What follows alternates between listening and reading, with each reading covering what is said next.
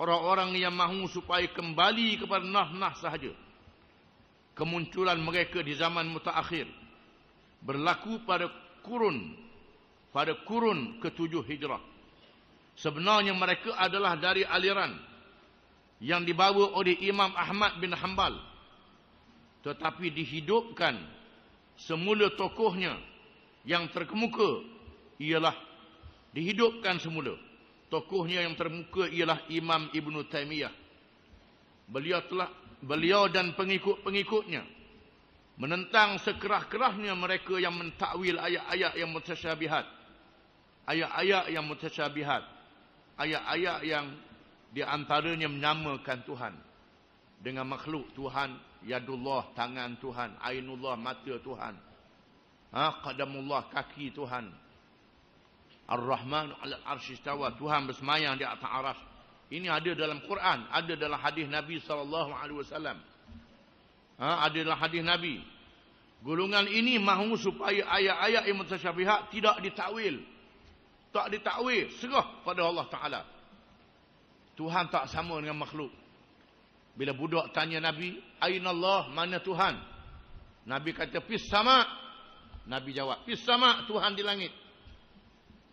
Fis sama', Tuhan duduk atas langit. Tidakkah Tuhan itu bertempat? Ini termasuk dalam hadis yang mutasyabihat. Jadi golongan salaf mengatakan pakai zahir hadis. Langit-langit lah. Tapi tak sama dengan makhluk. Tak sama dengan bulan dan bintang. Tak sama. Kita tak mampu nak fikir. Tangan tak sama dengan tangan manusia. Tangan binatang, tangan makhluk tak sama. Mata tak sama dengan mata makhluk. Adapun golongan khalaf mentakwilkan mata itu makna melihat. Tangan makna qudrah. Duduk atas langit makna Allah Ta'ala Maha Tinggi. Ditakwilkan begitu. Golongan salaf tidak mentakwilkan. Di antara salaf ni ialah golongan Wahabi. Mereka tidak mentakwil. Mereka adalah salaf. Mereka juga ahli sunnah wal jamaah. Di samping itu mereka menyebut sifat-sifat Allah berdasarkan kepada nas-nas yang sharih di dalam Al-Quran dan hadis. Di antaranya yang terkandung di dalam ayat-ayat yang mutasyabihat seperti an-nuzul, turun. Di antara sifat Tuhan ialah an-nuzul, turun.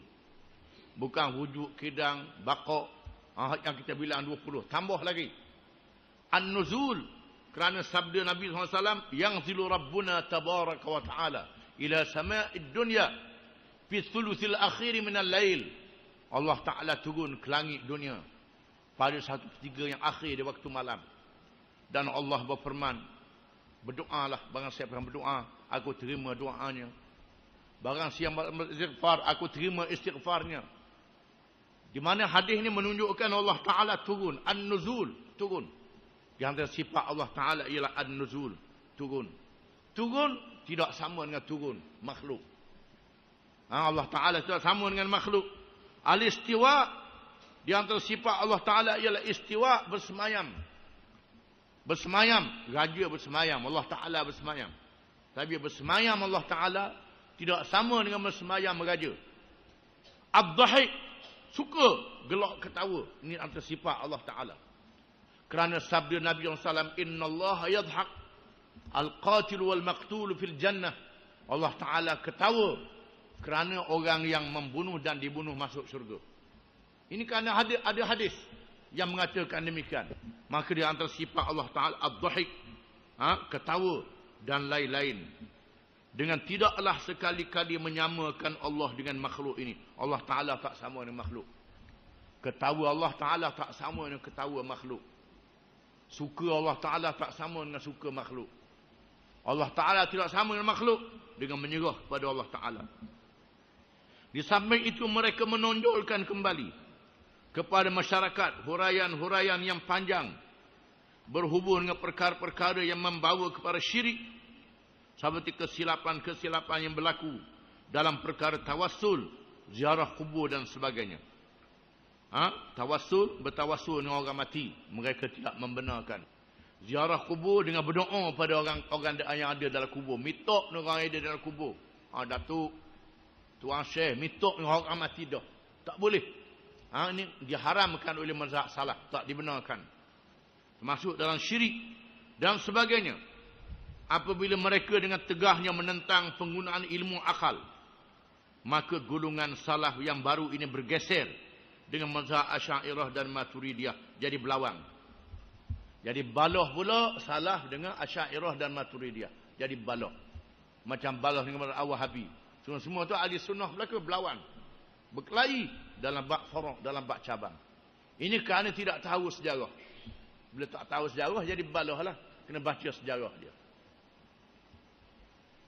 Yang menjadikan ilmu-ilmu akidah sebahagian daripada bahan-bahan perbincangan dalam perkara akidah.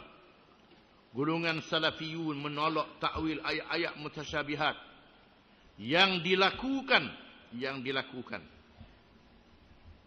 potong lam di kalangan Asy'ariyah dan Maturidiyah dengan sekerah-kerahnya. Ibnu Taimiyah yang hidup di abad yang ke-7 Hijrah menjadi tokoh terkemuka dengan mengemukakan hujah-hujah melalui kitab-kitab yang dikarangnya. Sebenarnya aliran ini telah dibawa oleh Imam Ahmad bin Hanbal. Oleh itu mereka hanyalah meneruskan aliran yang dibawa oleh Imam Ahmad yang ingin supaya perbincangan dan pengajian tentang akidah hendaklah dikembalikan seperti zaman Rasulullah sallallahu alaihi wasallam. Para sahabat dan tabi'in, buan dan dulu. Para sahabat dan tabi'in, walaupun adanya cabaran baru yang tidak ada di zaman mereka, yang kadang-kadang hujah akliyah, hujah akal dan falsafah terpaksa digunakan untuk menolak golongan-golongan seperti Mu'tazilah, Jabariyah dan sebagainya yang terkeluar dari ahli sunnah wal jamaah. Al-Wahabiyah, mazhab Wahabi yang tersebar di Arab Saudi dan beberapa daerah dalam dunia Islam, yang ditajuk oleh pemimpinnya Syekh Muhammad bin Abdul Wahab, adalah penerusan daripada apa yang dibawa oleh Imam Ahmad dan Ibnu Taimiyah, yakni mazhab salaf. Mazhab Wahabi adalah mazhab salaf, sama saja. Tetapi Syekh Muhammad bin Abdul Wahab telah mendapat suatu kekuatan apabila beliau bergabung dengan keluarga Ibnu Saud yang pada akhirnya berjaya merampas kuasa di semenanjung Arab dan membentuk kerajaan Al-Mamlakatul Arabiyyah Saudiyah. Mereka mendirikan kerajaan Saudi.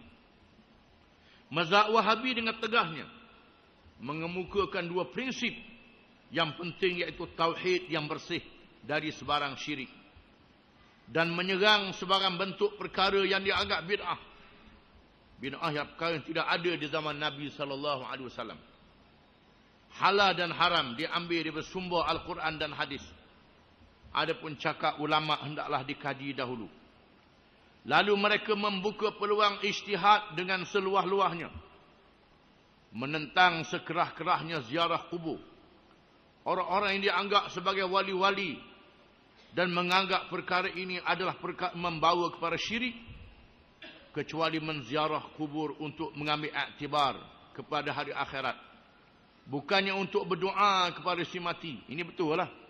Jangan doa dia beri tok kepada orang mati pula. Atau bertawassul melalui orang yang sudah mati. Apabila mereka menguasai Mekah dan Madinah, mereka terus bertindak merobohkan bangunan-bangunan yang didirikan di kubur-kubur para sahabat radhiyallahu anhum. Dulunya kubur-kubur para sahabat ada bangunan yang didirikan oleh kerajaan Osmaniyah. Bila puak-puak Wahabi ni naik, habisnya rombok bangunan-bangunan ni. Mereka mengatakan bid'ah. Dan para tabi'in rahimahumullah, kubur-kubur ulama yang ada rumah dirombok habis. Ini bid'ah. Dan tempat-tempat sejarah yang dipuja secara melulu, tempat-tempat sejarah dia buang. Di antaranya tempat sembelih Nabi Ismail yang ada di Mina. Dia letup dengan sepeda. Orang pergi gosok-gosok, pergi cium, datang dengan sepeda, habis hancur. Tak ada lalu senang. Mereka berdalilkan, ada hujah mereka. Dalil mereka ialah Sayyidina Umar menebang pokok di Hudaibiyah. Pokok tempat Nabi bersandar ketika perjanjian Hudaibiyah. Pokok tu dipuja oleh orang. Sayyidina Umar perintah suruh tebang buah kayu tu senang. Anda ada dalil dia juga. Supaya membuang perkara ini. menentang perayaan seperti Maulid. Perayaan Maulid Nabi bid'ah, kata mereka tak boleh. Ini mazhab Wahabi menentang. Maulud ni tak ada, kata mereka. Tapi sambut hari-hari raja dia pula. Ada pelik pula. Jadi Maulud Nabi tak ada, kata dia bid'ah. Maulud Nabi ni, bid'ah ni ada bid'ah yang boleh kita ikut, ada bid'ah yang haram. Bid'ah. Di antara mereka tak boleh pakai speaker. Speaker tak ada zaman Nabi. Kena buang sebagai speaker ni. Mereka awal dulu, ada ulama yang menentang menggunakan pembesar suara di Masjid Mekah. Kerana tak ada zaman Nabi, kata dia. Siapa mereka begitu sekali. Mereka ni. Ada lah siapa begitu, Nabi tak larang pakai speaker. Benda yang baru, ada benda yang boleh kita ikut, ada benda yang kita boleh tak ikut. Macam Maulud Nabi, mengingatkan sejarah Nabi. Itu tak apa, tak menjadi salah. Tapi Wahabi kata tak boleh. Dan sebagainya yang tidak ada di zaman Rasulullah SAW. Dan mengemukakan beberapa pendapat yang lebih keras daripada Imam Ahmad bin Hanbal dan Ibn Taymiyah. Mazhab ini disokong oleh gerakan Syekh Muhammad Abduh di Mesir, Syekh Abdul Hamid bin Badis di Algeria, Syekh Ahmad di Punjab, India, dan beberapa tempat lagi di dunia Islam. Kesemua mereka yang tersebut di atas adalah dari kalangan ahli sunnah wal jamaah. Walaupun terdapat pertelengkahan dan kekhilafan yang keras dan tajam di antara satu sama lain, tetapi pertelengkahan itu tidaklah melibatkan perkara yang berhubung dengan dasar-dasar akidah. Walau bagaimanapun kadang-kadang telah membawa kesan-kesan yang tidak baik dalam hubungan di kalangan umat Islam. Baloh siapa? Berkelahi, bertumbuk antara satu sama lain. Kerana baloh bak Qadir dengan Azali, bak Maulud ada tak ada, baloh bak tu. Perlu dipahami bahawa perbezaan pendapat dan pentafsiran itu ialah kerana perbezaan fahaman dalam menafsirkan nas yang sama, dan kadang-kadang kerana perbezaan masa dan tempat, serta cabaran yang dihadapi dan keperluan hujah untuk menghadapi cabaran itu. Mudah-mudahan dengan kemudahan kitab-kitab rajakan dan kemudahan hubungan yang ada di zaman mutaakhir ini, dihidupkan semula persefahaman, dan masa tidaklah dihabiskan untuk pertelengkahan sesama sendiri, tetapi lebih banyak ditujukan untuk menghadapi masalah pokok yang melanda umat Islam dan menentang musuh yang sebenarnya. Duduk berlawan pasal sifat, tinggal orang putih takluk negeri. Duduk berlawan pasal Maulud Nabi, hukum hudud, hukum qisas tinggal. Tinggal hukum hudud dan hukum qisas. Ini semua jadi haru biru, jadi punah ranah. Wallahu a'lamu bis-shawab wa ilaihil marji' wal ma'ab. Dan Allah yang lebih mengetahui dengan perkara yang betul, dan kepadanya kembali tempat kembali kita. Wallahu a'lam.